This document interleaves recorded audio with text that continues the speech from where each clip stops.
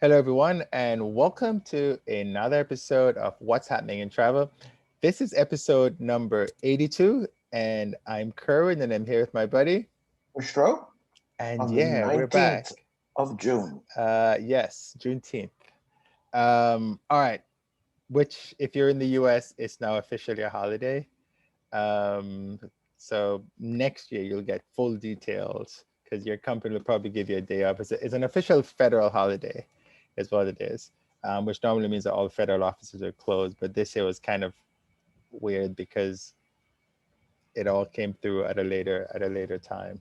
It won't So be like July 4th or Memorial Day or anything like that, right? It'll uh, only be like MLK Day or, uh, how did they right? do what? It won't, is it going to be everything shut like July 4th or and Memorial Day? Or is it just going to be like MLK Day, where, it depends on the state you're in and Um, just the federal government will be closed and everything else will be open? I don't know. yeah, I think it's kind of interesting. I think it's because when I was reading something, it's a federal holiday. Right, And when it's a federal holiday, it means that the federal buildings and stuff are closed, including the post office.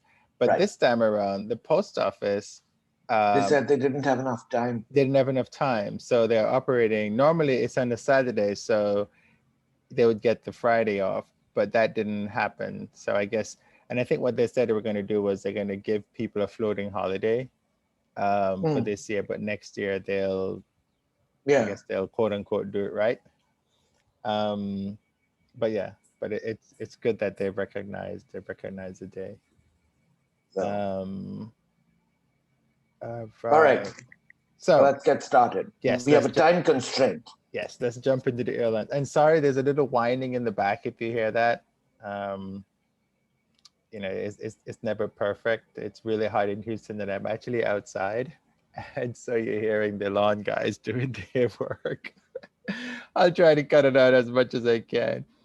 Um, so let's talk about airlines. Our first story. Well, before we jump into the first story, what's your background, Kusha? Well, yesterday on the 18th of June, Boeing flew the MAX 10 737 variant for the first time. And this is different from all other MAX variants in that it has a new type of undercarriage, main undercarriage. And we're going to talk about that in a little bit, but I decided this was a nice picture of it. It doesn't really look that much longer than the Dash 9, the Max 9, but it is. So Yeah, it's probably the length of a 757, isn't it? I think it's a little shorter. So Gotcha. All right, cool. So yeah, we'll have that story later. And I have this is Hong Kong. Many years ago, I was waiting for my flight to go somewhere. I don't know where it was at the time. And but this the is new Hong Kong. one, the new Uh, airport. yes. Do they still call it the new airport? I mean, seriously, it's been a long time. 20 years almost, right? Yeah, and I was actually there when they opened. Yeah, I think you took one of the first flights I out. Is that right? exactly. We went on a Cathay. It was a 747-400 to London, and so we were delayed because the caterers couldn't figure out where the plane was. It was so chaotic that first day, but it was very cool. And they basically moved everything from the old airport to the new airport overnight. Yeah, I So that remember was that. impressive. Yeah, it was very impressive. So if they were delayed a little bit, I'm okay with that. But so no, this is Kai Tak. No, this is Um, not Kaitak. This is sorry, Chaplak it's Kok. Cheplakok. That's right. Thank you, Kusha. See, I'm still there. So it's still in my mind. It's still the old airport because what we're done, we flew into the old airport and then we flew out of the new airport. So it was actually quite good. All right. So our first story that we have is and I use Cathay because we have a Cathay Pacific story coming up. So American Airlines, Virgin, and Raven Alaska. I thought Raven went out of business. No, they came back, remember? We talked about this. Oh, okay. Joins United in committing to emerging air mobility sector. All right, Kusha, So what's all this that? was a very different and interesting new segment of travel that appears to be taking hold. And it's these really small planes um, that are about 4 to 8 passengers, but they are run on electric propulsion or on sustainable aviation fuel or SAFs. Now, these have a very limited range, um, and I'm not sure how or why the airlines are investing so heavily in this sector. But clearly, I'm not getting the whole picture because, to the best of my knowledge, United was the first because they signed up with this company called Archer Aviation for about 200 of these eVTOL, which is the electric propulsion vertical takeoff landing aircraft that are capable of holding 4 passengers in addition to the pilot, that have a range of between how much is it? Oops, I've got so many numbers in my head. It's about 60 miles. Oh, okay. So, and about 150 miles per hour.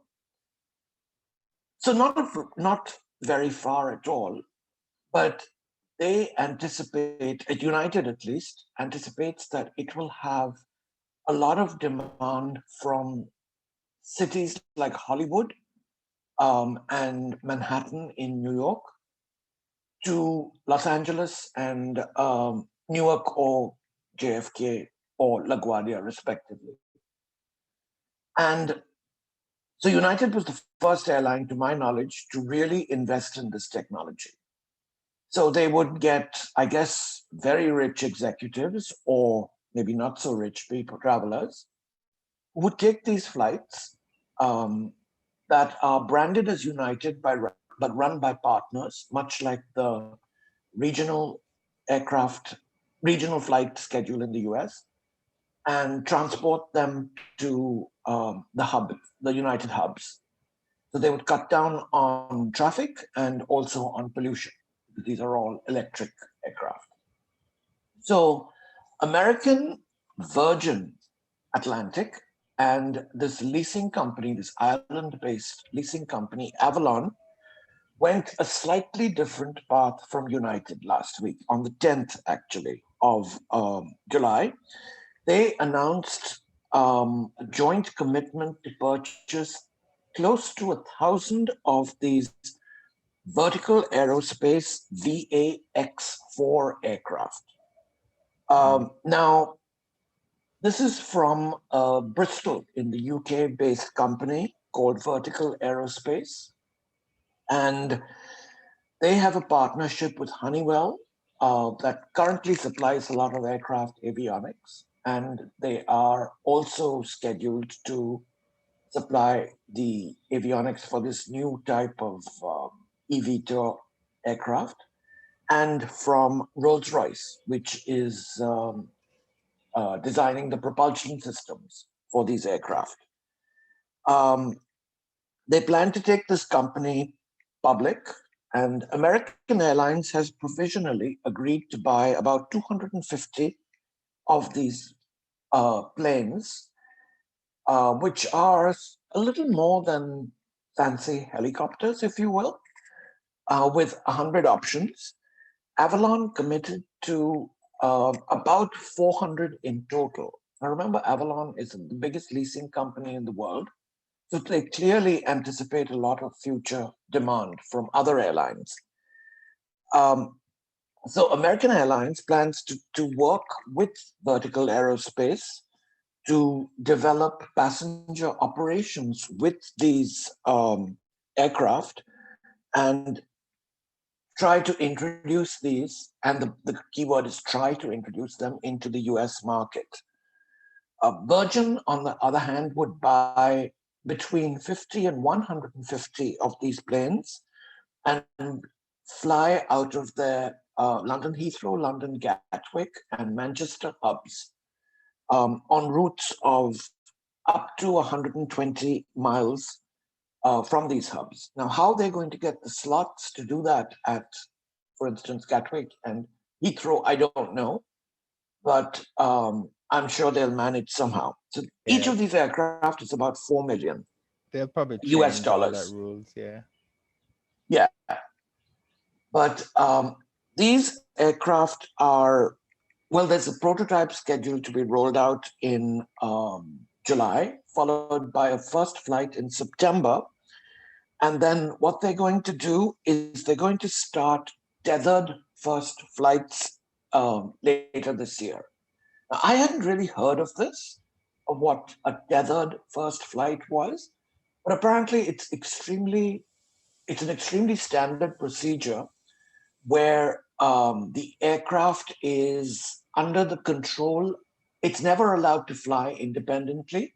It's always tethered to something. So it's actually held in place and not allowed to a lot of mobility on its own. But it's typically used for helicopters and vertical takeoff landing aircraft to test their abilities to fly, at least initially. Yeah. So, like to hover or to take off and then land. So, it's all a very controlled testing environment. Mm-hmm. So, as I said, Rolls Royce is developing the electric propulsion, and Honeywell is designing the avionics. They recently increased the range of these aircraft from 100 to 120 miles, which is 110 kilometers, to about 190 kilometers. And they increased the speed from 150 miles per hour to over 200 miles per hour, which is about 320 kilometers per hour. So this is quite different from what United has gone for. Because remember, the range of a United order is about 60 miles. There's a Yeah. big difference. But but So it'll but be interesting to see which yeah. one works better or which is more suited to the at least the US market. Well, they'll just So improve the company that United is with. They'll just improve because I mean, the A350 that we see now is not the right, A350 they started with. that's right. Yeah. So but um, what I wanted to also mention is that Raven Alaska, which actually went out of business last year, but was reincarnated late last year, has announced that it's going a slightly different manner. Instead of now remember, this is an airline that is really or was really quite essential to Alaska, the interior parts of Alaska. So it operates both passenger and freight operations, and they have gone for ESTOL. So instead of vertical takeoff landing, it's short takeoff landing aircraft. And they've partnered with a California based company called Airflow to operate 50 of their new aircraft, which haven't been really flown yet, for both freight and passenger operations. This is an aircraft that's been called the Model 200. So it's sort of like Tesla, Yeah. their nomenclature. So, in contrast to the four passenger limit of the American Virgin and United orders, these will have between 8 and 10 passenger seats and will be able to fly up to 500 miles, which is over 550 kilometers, with about a 2,000-pound payload, which is about 907 kilos, and the ability to take off and land with about 200 feet of runway, which is about 61 meters. So they've gone a completely different route because I would expect Alaska to have, or at least go for more vertical takeoff because of the terrain in Alaska. But clearly, um, I don't have all the information because Raven wouldn't have more specific Yeah. knowledge than I certainly would. Well, So, those VSTOLs, they can still do. They can still go straight. It's really. I think what they need is they need to be able to move things a little bit. I mean, they're not gonna land like in a silo or something. 200 feet is not much, not much, but you know. it's So, still, but yeah, it's enough that they need probably for the, I don't know. it's also a heavier aircraft. Yeah, which makes sense because they're gonna have to carry stuff in the bush country. They're really buying them for bush flying. Yes. So they're going to have two ranges and two types, two Yeah. variants.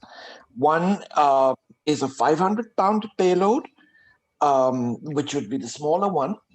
Um, and the other variant would be a longer range and a Oh, heavier okay. variant. And they're currently testing this in a Cessna 210, which is a very, very popular private plane. Um, and they're testing the engine um, in that airframe. They're going to have hybrid electric propulsion, so it's not going to be exclusively electric. And here's the kicker: the emissions are going to be about a 35% reduction in carbon dioxide emissions for these Raven Alaska aircraft. I thought they would have gone for all electric, so zero carbon emission, if you can call it that, because to create the batteries and to create the electricity, you're still creating emissions. Right. But So the one thing about Raven's order is that the plans are calling for autonomous aircraft operations in the future. So that's very different from what the airlines, yeah, American, Virgin, and United, and Avalon are going for. and I it just makes thought it sense. was It interesting. yeah, and Uh, that makes sense to Raven because it's bush country, and there's some places where they could use a drone, and yeah, all they're yeah. doing is just bringing in stuff because there is a I think it's somewhere in China and even here like what's it, Amazon is testing drone deliveries. Delivery, yes, they are. Yeah, I believe in and Houston as well. are They're they? delivering pizzas, yes. So I saw the pizza thing, but it wasn't a drone. It was that little Domino's machine thing. But I haven't seen it on the streets. I've only seen the commercial. Seen them. But Houston is one of the test markets for that. Yeah, because I'm pretty sure it's somewhere out in the suburbs where the Domino's is right at the beginning of the suburb, and they're going into the thing. Because, I Yeah. mean, if you see one of those weird things crossing the street, you're just gonna run over it. I wonder if people will try and steal the pizzas. But Well, I'm we being hope not. cynical. We hope not. I just thought this was a very interesting article, and I'm not quite sure of the demand. To order 100 to 200 of these little planes, Yeah. um, is there really that much demand to move from, let's say, a city center to the airport? Yes, there is. Apparently, the airlines clearly know Yeah. more Well, think about it, right? Today, what we do, than I do. we jump in our cars. So, Sorry, we right, our transmission is a little off, but um, today we jump in our cars. But what they're saying is that they don't want us to jump in our cars. I mean, you can leave the car at home, and I think the idea that they're doing is you can go by by the strip mall because almost everyone lives close to a strip mall that they can walk to. It's just kind of how America is built, right? Or if not, you live next to the still going to strip malls? yeah. Well, Houston is full of them. Or like I've been visiting small towns, you have a community center, or you have a big parking lot somewhere, and so what they're doing is, and they just want people to get in these little planes and get to the airports rather than having to drive in. And it's also one of the ways that the airline can say, oh, we're gonna have zero emissions by 2050. Yes, that is part of it. So this is So, one of their thing. But yeah, I mean, Uber has been working with Hyundai, but I think for some reason I hear that they're not anymore. Um, I've heard of that as well. but and also Sikorsky has been testing this for like 2 3 years. So this stuff is not new. And there's a PBS did a program about it. I don't know if you saw it. No, It was a program about all the electric stuff that's out there, and there is quite a bit that's there. So this is good. I mean, it's just the next thing that's going to happen. They just figure it's going to be easier to try, and it won't be expensive. It won't be just like the executives doing it. It'll be regular people like you and I doing it. Because I mean, what airlines will do is like they always do. It's like, for example, United has this thing with the bus in Denver. hmm It's is it Breckenridge? From Allentown to Newark. Well, they have It's that one. in Pennsylvania. Yeah, Yeah, that they've one has done been there for buses that one has been there ever. forever. But they just did a new one, which is two routes in Colorado, and Right. they're using a bus for it. So they could use the plane thing for that, right? And what you do is that you buy one ticket. So you buy a ticket from Breckenridge. You can't buy a Breckenridge to Denver ticket. It just won't work. You have to buy a Breckenridge to like Houston, and then your But then, first how do leg you is on the clear bus. security though? They do All that they will have to be worked out. yeah, well, they do it before. So what they do, I think with the Breckenridge one, you clear security at Breckenridge when you get on the bus, and the bus actually goes all the way inside the airport. Okay. I Because know they'll have that. to take into account baggage and Yeah, what what about overweight people? no, they do all that. They do all the weight and measures and everything. Because there'll be a station. You can't just get in and walk. You will have to have Yeah. some kind of identification and stuff like that. If the place that you're leaving from don't have all that, like some of the places like Newark, when you do Allentown to Newark, um, you just walk right on the bus at the curb. So they don't drop you inside because Okay. right, that doesn't work, right? But when they take your bag with this Breckenridge service, it actually goes your bag is checked all the way through. You never see your bag again until you get to your destination.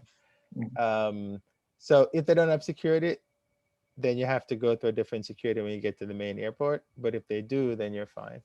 And it'll just be one ticket. So you'll just buy one ticket from I don't know, from downtown Houston to LA, and you'll For take the little instance, plane. in Manhattan, where is the space for these? Oh, they do them at the so you know Flyblade is in Manhattan, right? Yes. Yeah. So they have two heliports on the east side and the west side of Manhattan, and that's where they take off from. So there's actually quite a bit of real estate in Manhattan that they can use for these. It I guess so. yeah. Plus, there's also rooftops. Yeah, but then that creates its own set of problems, Well, noise but and all that sort of thing. well, they're electric, so there is no noise. Oh, yeah, that's true. That's true. Yeah. Except the noise of the propellers on the air, but you know, it'll just be like a wee thing. I don't know. But these Speaking of planes are definitely not traditional, these aircraft. no, no, but it's the next thing, and we've had vertical takeoffs and landings forever, right? We Right. just haven't had it commercially, although helicopters are vertical takeoffs and landings. So So, and um, of course, the military has the Harrier and then the Harrier now the jump F jets, 35s. yep. Mm. But those are like a lot of noise, and they're not electric. But So, no, that's good. I'm glad the airlines are doing that. When did they say they're gonna have this? Like, when can I go buy a ticket? four is when they 2024. plan, both Okay. of them, both United and American Virgin Avalon say they plan to introduce this Yeah. into commercial service in 2024. So you know the funny thing, right? So on the one hand, United says, "Hey, we're investing in um, clean air, blah blah blah blah," and then the other is like, "We have supersonic." And talk about that as well. Yeah, the supersonic stuff is quite interesting. All right, so the next item we have, speaking of United, they're doing some advanced innovation through a new corporate venture. What are they doing now?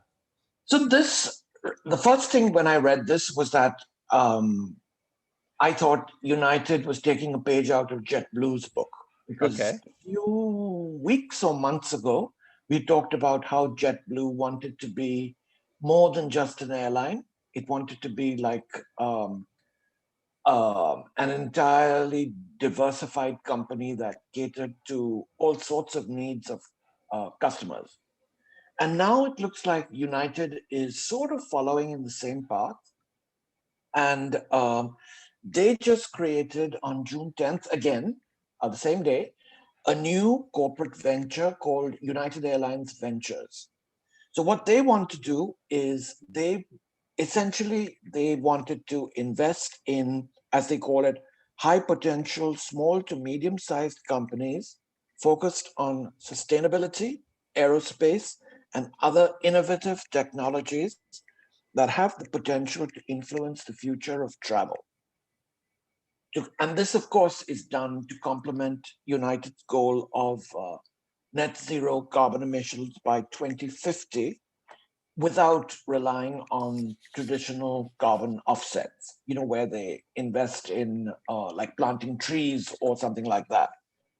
So, one of the first parts of that goal and the agreements was to purchase these Archer aviation aircraft that we talked about earlier that were electric. Yeah. And then another is the agreement to purchase these 15 boom aerospace supersonic aircraft. Now, remember, these are going to be running exclusively, or they will have the potential to run exclusively on sustainable aviation fuel. So they're counting that as zero emission aircraft, but Sure. it's to be seen. I know. I Super, don't super quite buy that. supersonic and biofuel. Hmm.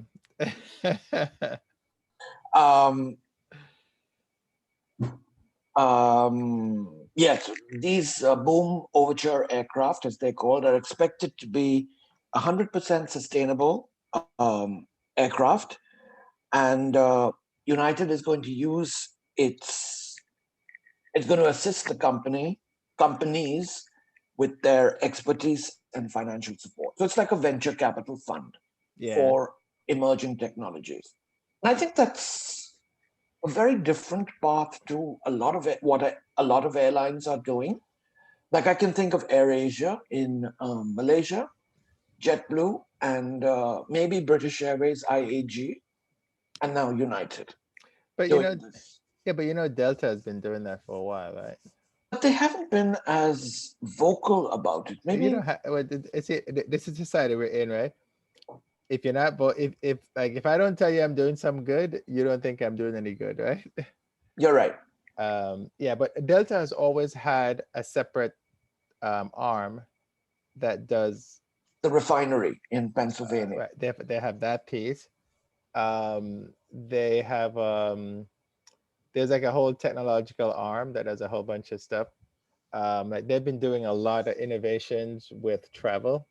Yeah. When I went to CES, they had a thing where um, that what they were testing was when you walk into the airport, and I think they rolled it out in Detroit. When you look at the board, you will see your flight on the board. So instead of seeing all the other flights that you don't really care about, you really care about your flight because of how they've tagged your boarding pass that you have in your hand. You'll be able to see your flight information on the Really? the fits But that you're don't looking wouldn't at. you see it anyway? Well, it's there, but with a whole bunch of other stuff on it, Okay. and people get confused. So the idea was that you really just care about your flight. Um, all the other stuff is there because that's how it's been.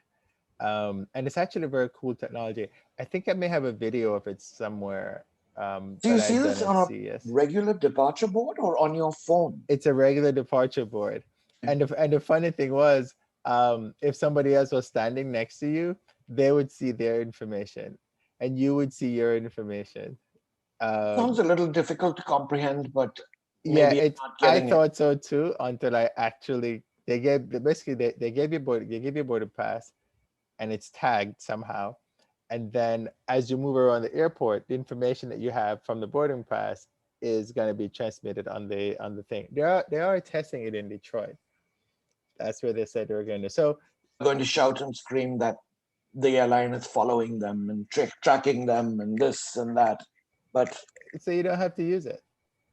It's if you don't want that fee, because you literally have to opt into it. hmm, In essence, by them scanning your boarding pass, and then they can do everything else they need to do.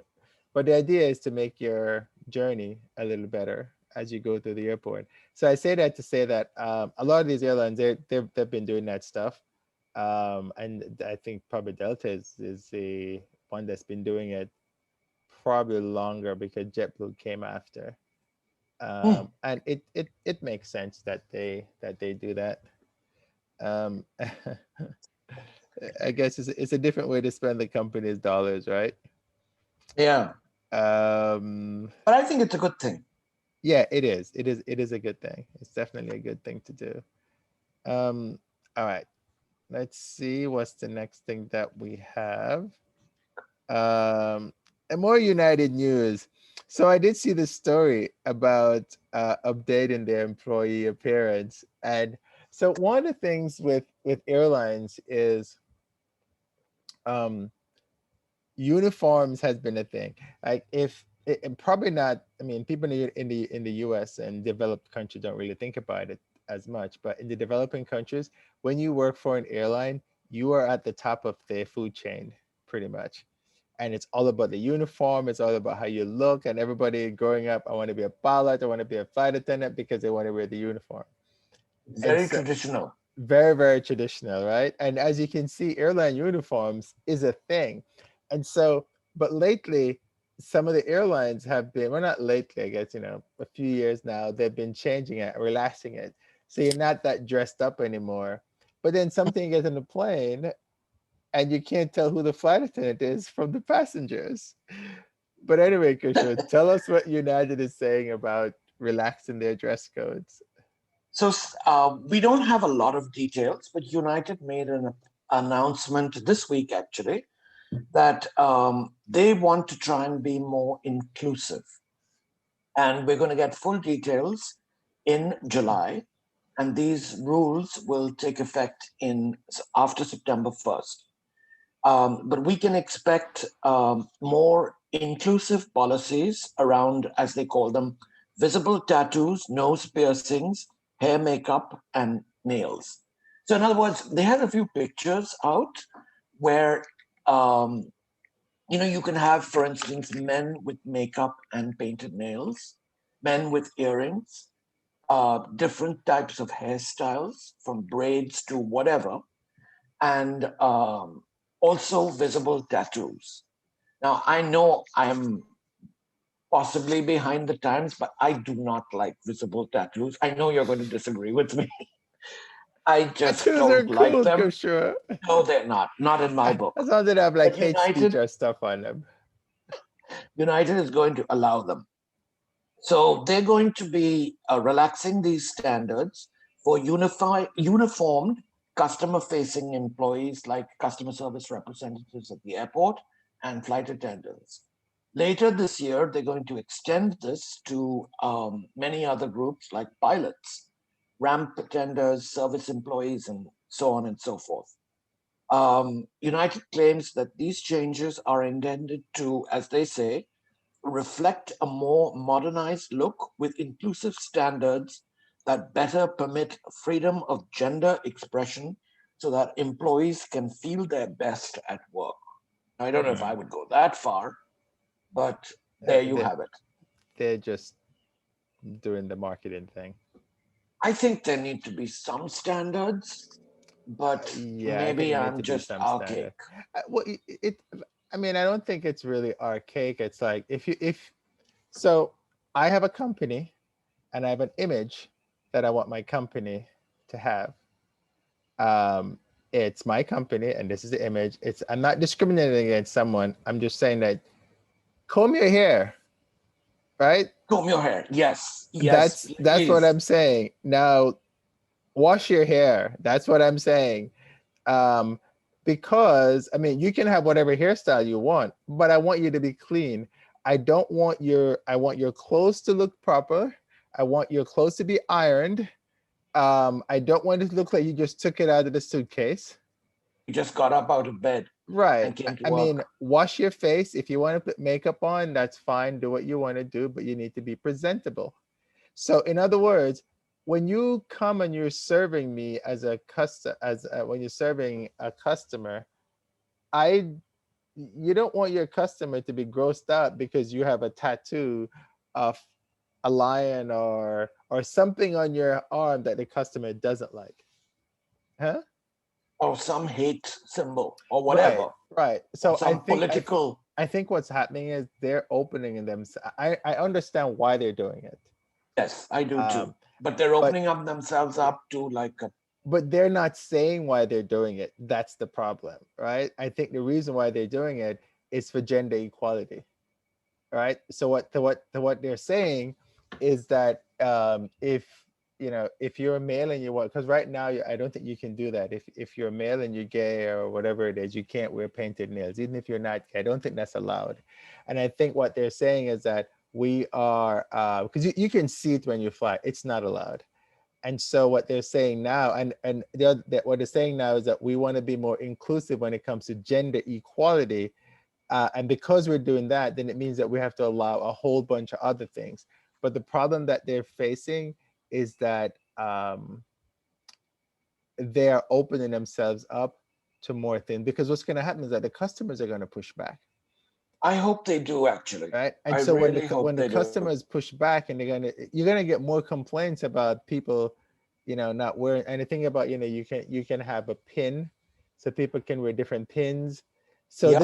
this is knowing how the corporate structure works. I think I understand what's driving it, but I don't think how they're implementing it is gonna work, because you're just opening up yourself for a lot of complaints. Very difficult though. It is Once very difficult. company It, opens up like this, where do you draw the I, line I know. without irritating somebody? Absolutely, because you want to give your employee as much flexibility to be themselves in your workplace. It will be Um, abused.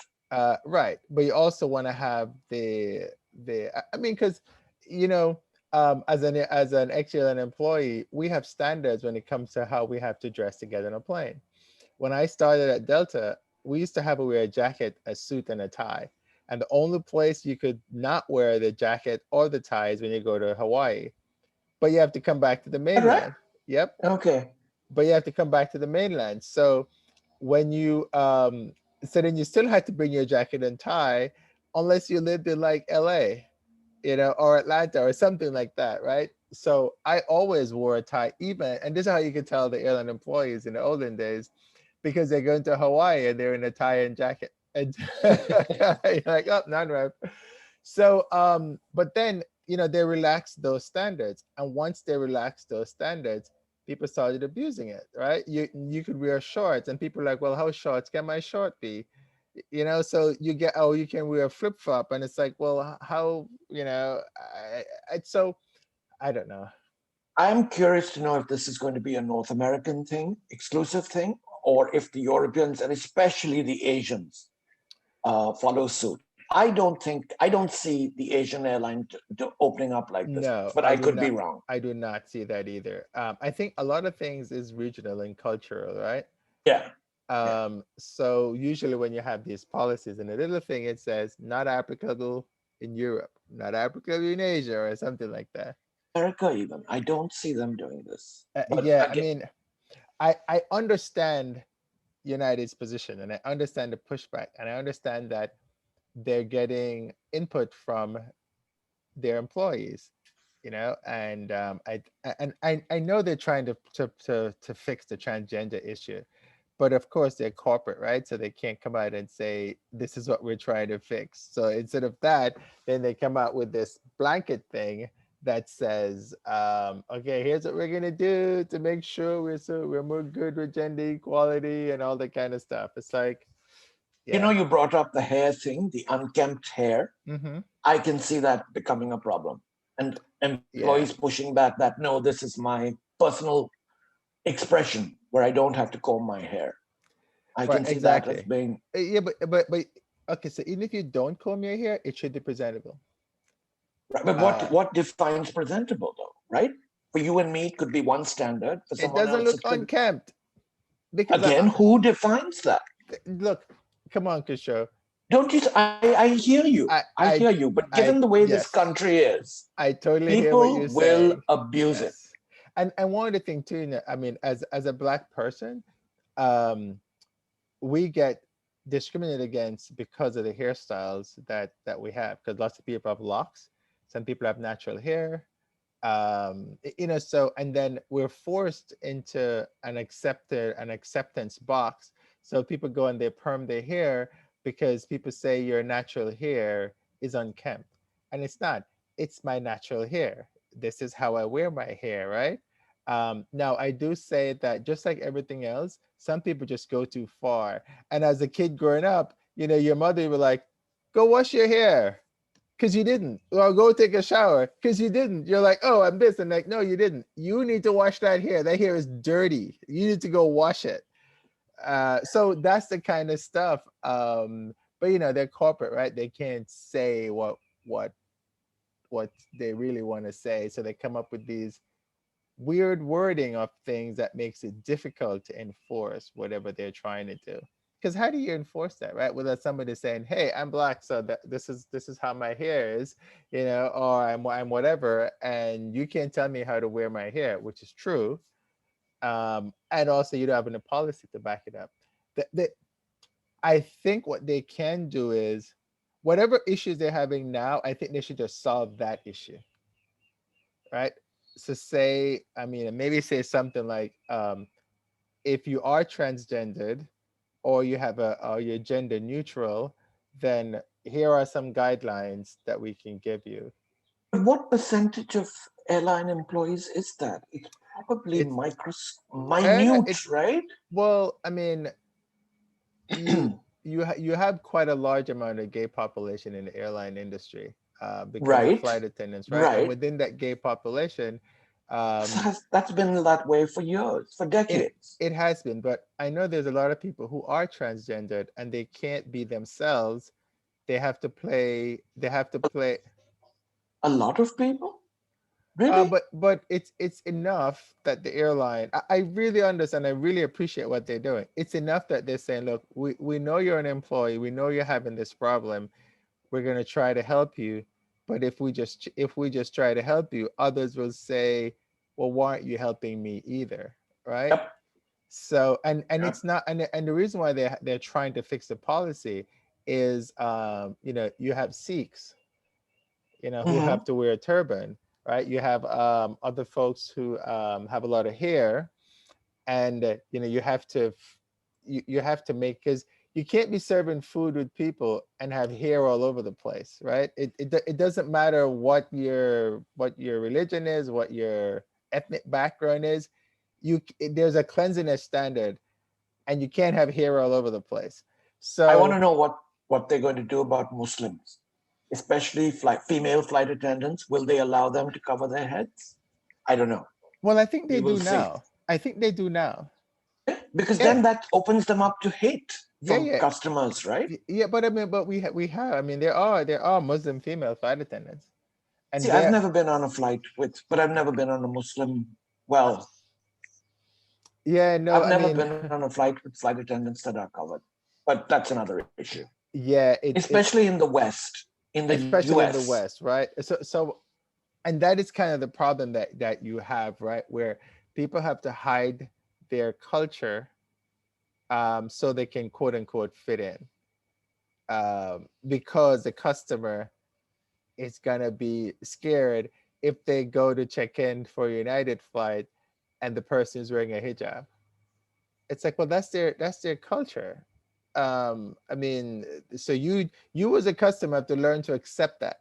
And I think what United is trying to do is to say, we have all these people in our sphere. How do we make them want to come to work and not having issues with them? So I think so. It's not, but it's always weird with corporate, right? Whenever they use a particular statement to say something, but it's covering up a whole bunch of stuff. just come out and say it. Their intentions are good, but it's Uh, going to cause a whole it's series of. gonna cause issues, and it's because you're not being forthright. You're using legal mumbo jumbo. Because when you read that thing, I'm like, yeah, the legal department fixed that. Let's move on. I So yeah, expected to spend a few minutes on this, but no, clearly I was but you know what's wrong. gonna happen is that the other airlines are gonna have to But um are they though? Are uh, they?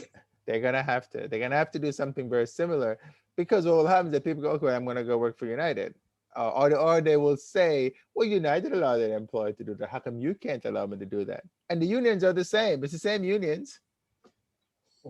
So you know that's gonna happen. So stay tuned for more. Let's fly across the ocean and talk about Finnair. By the Uh, way. Personalizes business class fares. What's so personal about business class fares? I pay more, I don't pay more. Okay, so Emirates, as far as I know, was the first airline to start this, Yeah. where they essentially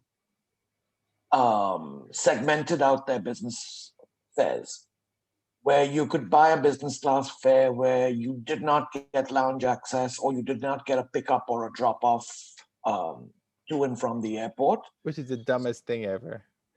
Well, I don't know. I, It's a I, way to cut costs. yeah, but that's what I want though. I want business. I want a business class so I can get away from the regular people. And I want everything that it comes with. I don't want to have to pay extra. But anyway, carry Well, on. clearly we're in the minority because now Finnair has become the first European airline, again, that I know of, that has essentially individualized all fares.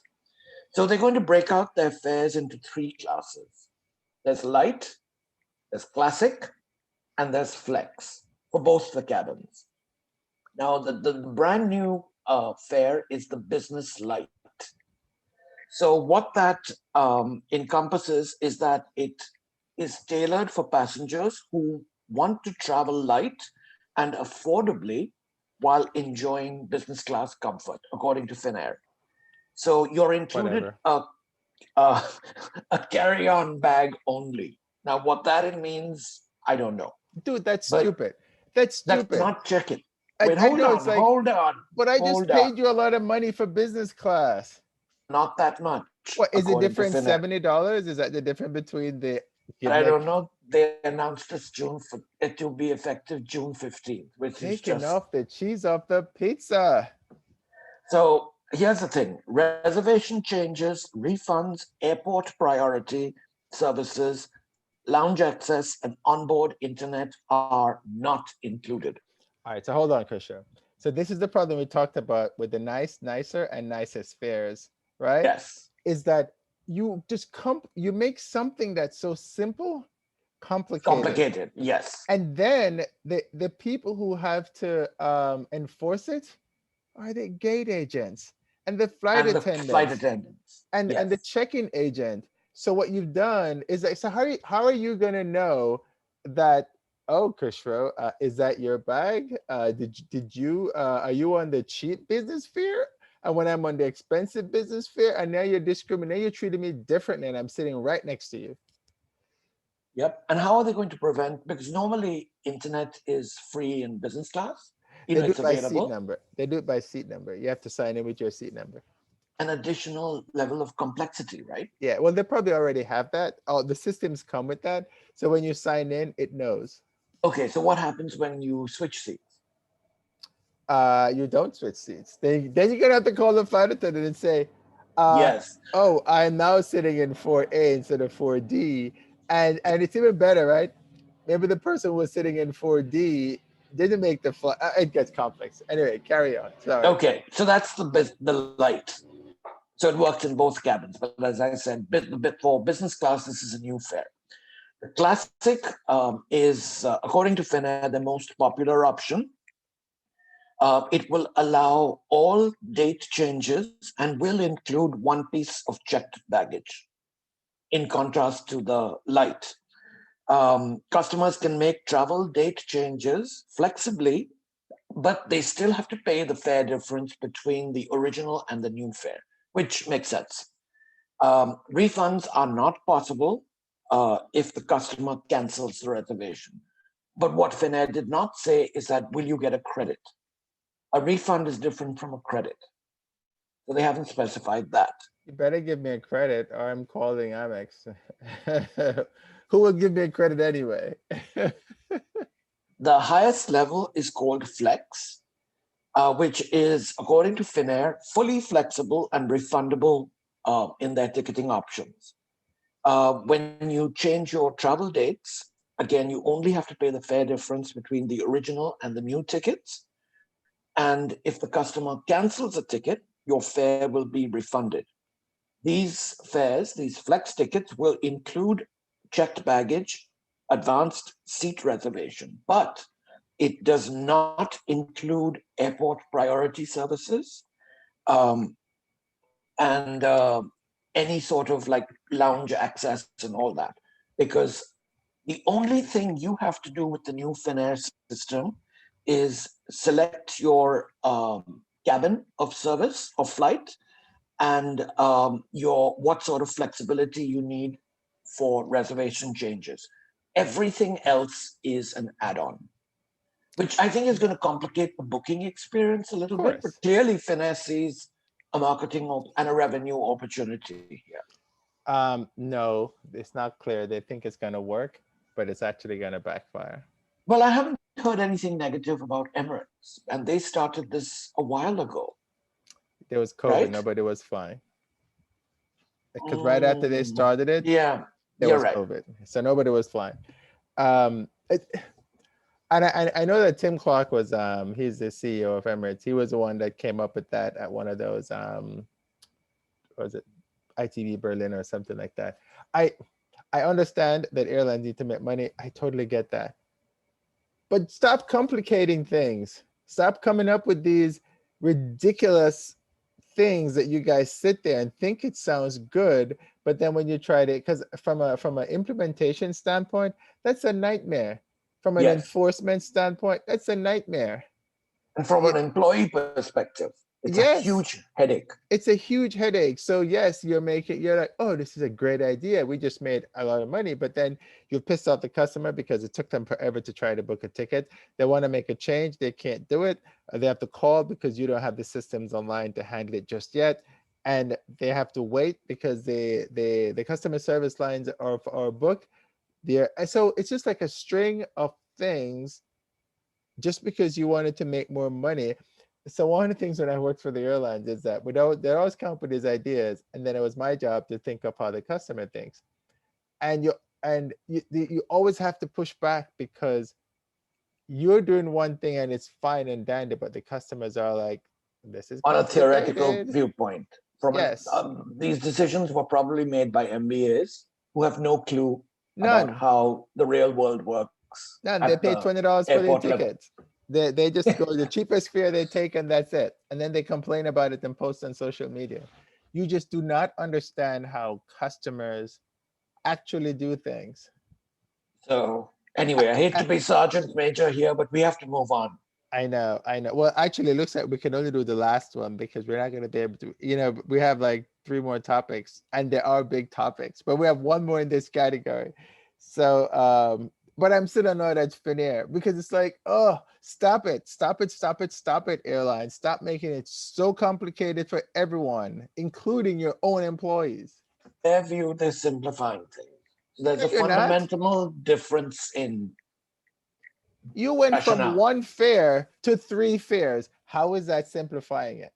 Well, it's not really one fare, right? Well, I mean, you know what I mean. Well, you had the full fare or the discounted fare. That was it.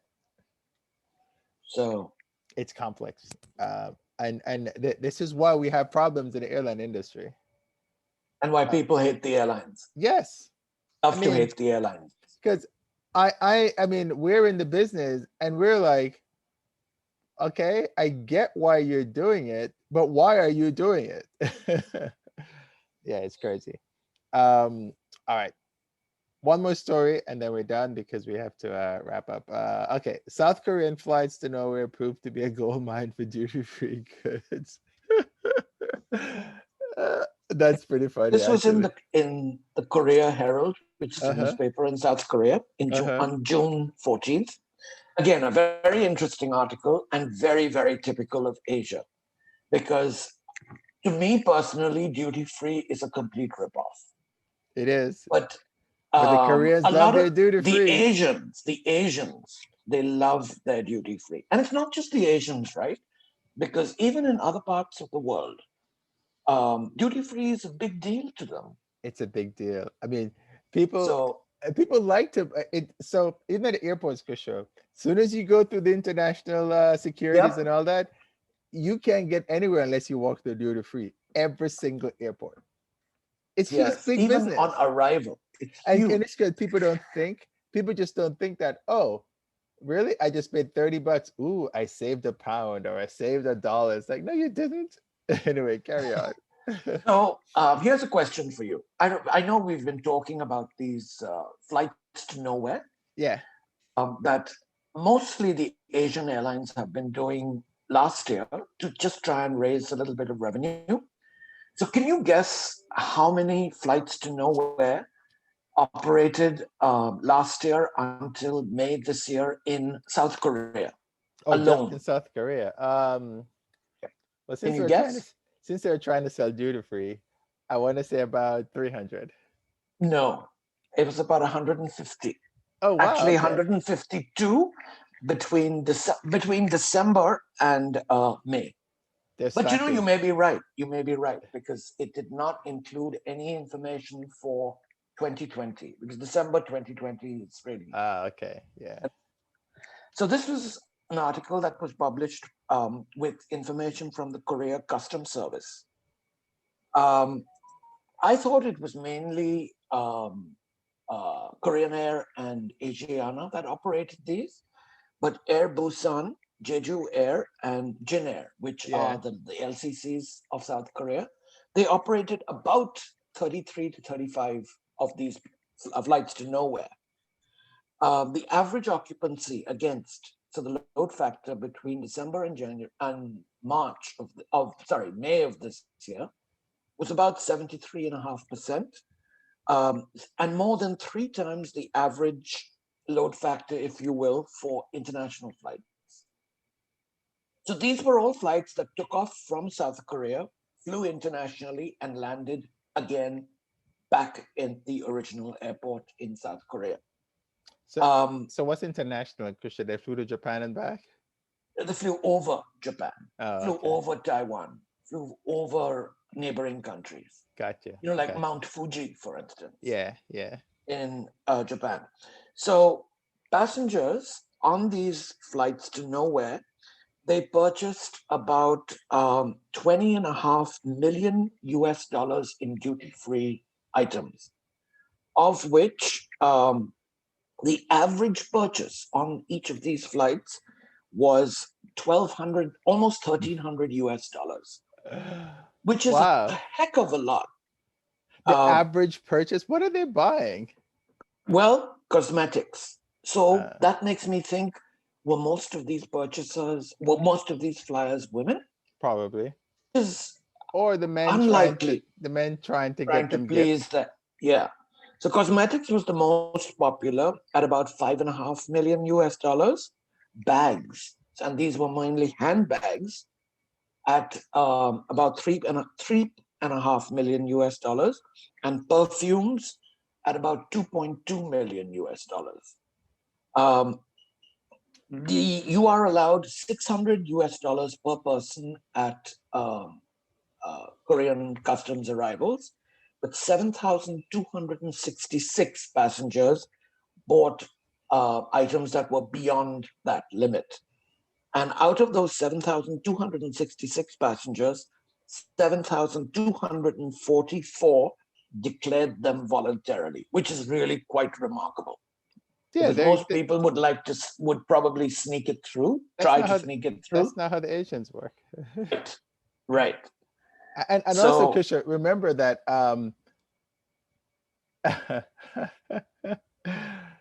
Korean airline, because this is special, right? So normally for duty free, you have to leave the country, and that's why there's no duty, because the product is consumed outside the country. But now it's not being Purchased, well, not consumed, okay, right? Because you're purchased. yeah. Well, you've purchased it and you've taken it out of the country. So theoretically, you're not using it in the country because the flight is leaving Seoul to say Japan, right? So you can take it into Japan, whatever thing they have. But now you're bringing it back into the country because the flight came back into the country. So the government knows what you bought because the airline told them what you bought. So But I think that's remarkable. that's pretty funny. That yeah, that's actually quite good. I mean, So at yeah. least somebody made money. No, the only So thing I don't understand though is so the whole idea is duty free. There's no duty that you're paying it because it's being bought and consumed outside the country. Because that's the whole idea behind it. So there must have been an exemption. uh, I mean, there has to be because you're consuming it in the country that you bought it, and that's not how you did. That's not. That's whole. That's a anti duty free. they did not specify that. But so I'm pretty sure there's something in there that said, look, we need to make some money. How do we? Because customers got their tax credit, right? Because that's part of the Yeah, yeah, duty-free yeah. experience. But then But the goods was consumed in the country, so that's the thing. I guess we're a little bit spoiled in the US because we have such lower prices, I guess, compared to Eh, other parts of the world. yeah, but maybe they did it Um, like the arrival stuff. But when you get to the UK and you buy duty free on arrival, yeah, I don't so know. Or if it was on departure it's out probably of the same. South Korea. It could be Yes. both, right?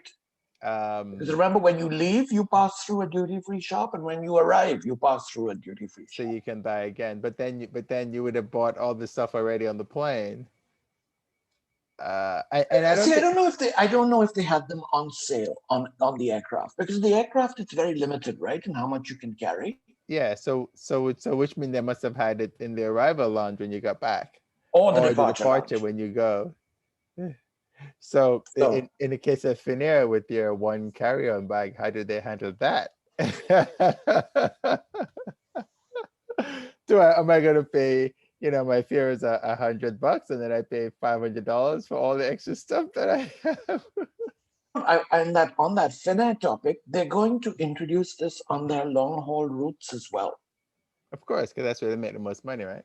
Yeah. So I don't know how that's going to work out, but we will see. See, I wanted to fly Finnair, but now I'm like, I don't think so anymore. Because I haven't flown the A350 yet. So All right. so I anyway, I have the email address for the operations guy. I'm gonna say I met him at a conference. I said, dude, really? Explain this to me. All right. okay. So do we have to Yeah, put because this to bed? we don't have enough time to the next one is we have three more topics and it's not gonna take 15 minutes. And I really thought we would be done in like 45 minutes with everything. Because Clearly, I was wrong. that never happens. It Not with does. Mr. Mouthpiece here. So what's funny? My sister called me up the other day and she said, this is a short call. An hour later we got off the phone. So yeah, we are my uncle's the same way. He's a mouthy one. So clearly, apple does not fall far from the tree. No, it's right next to the tree. No, on the other hand, my dad is not mouthy, except when he and I are talking. It's quite funny, but who knows? All right. So So I guess we can talk about this next week. yes. So we will continue with we have some aircraft stuff, but we couldn't get to it because somebody has to go somewhere in like 15 minutes. But thank you. So that was it for the Korean one, right? Yes. Okay. No, is this only Korean airline or it's both Asian and Korean? No, it's every South Korean airline. Oh wow. Okay. Huh. So what did they do for? Oh, I guess you can't. Okay. All right. Um. All right. Great. So thank you guys so much for listening. Clearly we had way too much fun on this episode. which is episode 82 on Saturday, June 19th. So now we're 18 episodes from 100. Woohoo!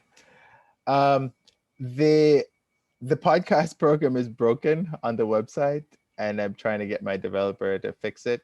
So you can still listen to the podcast on your podcast programs, and you can still download it from what's it called, Buzzsprout. So I leave a link in the drop down so you can in the show notes so you can read those. But thank you guys for listening. We appreciate it. I'm Kerwin and here with my buddy, For sure. and we are Thank you for signing off listening. for episode 82.